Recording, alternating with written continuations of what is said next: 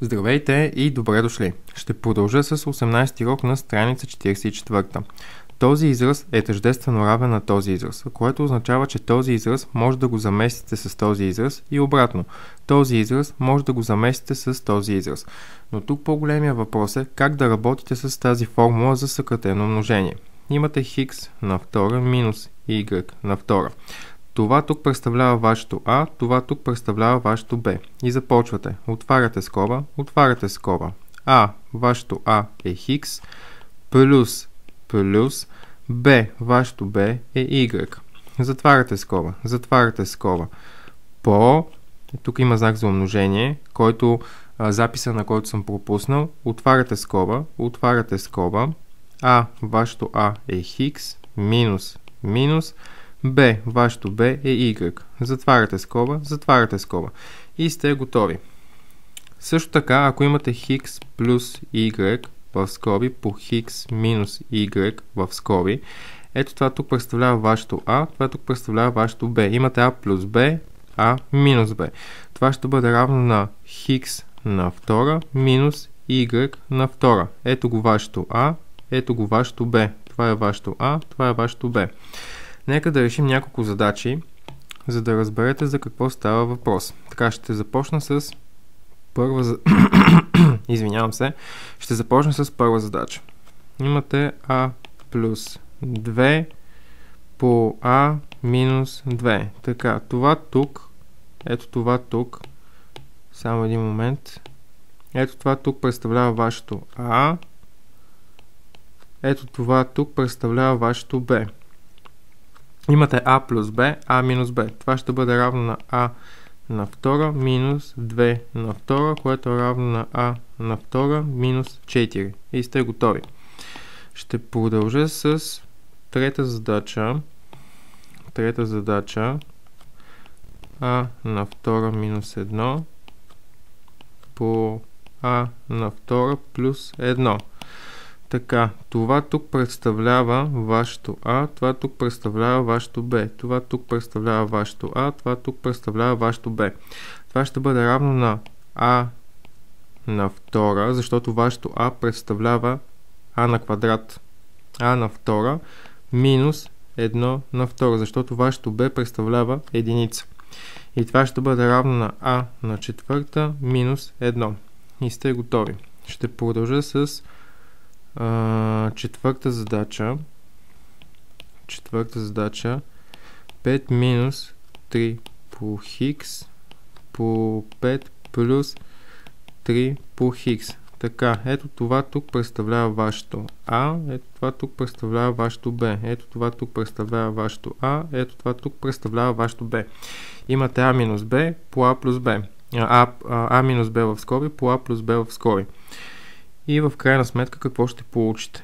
А на втора минус Б на втора. Защото вашето Б представлява 3 по хикс. Трябва да повдигнете 3 по хикс на втора. Ако запишете просто 3 хикс на втора, така повдигате само хикса на втора. Тройката не я пипате. Затова, щом вашето Б представлява 3 по хикс, поставяте го в скоби и повдигате на квадрат.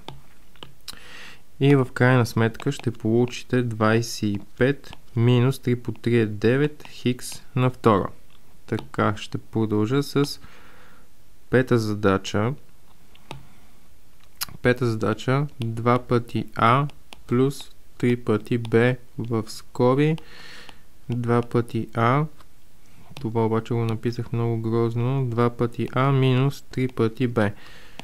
Така, това тук представлява вашето А, това тук представлява вашето Б, това тук представлява вашето А, това тук представлява вашето Б.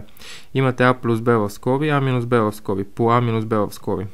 Така ще получите А на втора, защото А-то представлява 2 по А, минус Б на втора.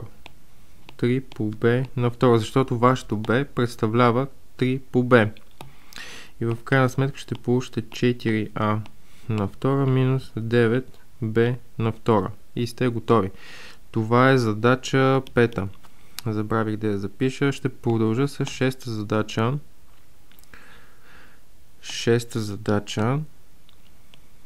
Шеста задача. Хикс на втора минус y по хикс на втора плюс y. Така, това тук представлява вашето А, това тук представлява вашето Б. Това тук представлява вашето А, това тук представлява вашето Б. И ще получите А на втора, защото вашето А е хикс на втора. Повдигате хикс на втора на втора. Минус b на втора, което е равно на хикс на четвърта минус y на втора. И сте готови. Ще продължа с седма задача. Седма задача. 2 по а на втора плюс b в скоби по 2 по а на втора минус b в скоби. Кое е вашето а, кое е вашето b? Ето това тук представлява вашето а, това тук представлява вашето b. Ето го вашето а, ето го вашето b. И получавате 2 пъти а на втора. Това е а на втора минус b на втора, което е равно на 4а на четвърта минус b на втора. И сте готови. И ще завърша с осма задача. Осма задача. Имате m върху 3 плюс 4 в скоби по m върху 3 минус 4 в скоби. Ето това тук представлява вашето А, ето това тук представлява вашето Б. Ето това тук представлява вашето А, ето това тук представлява вашето Б. И получавате А на втора, защото А-то е m върху 3 минус 4 на втора, минус b на втора, което е равно на m на втора. 3 по 3 е 9, минус 4 по 4 е 16. И сте готови.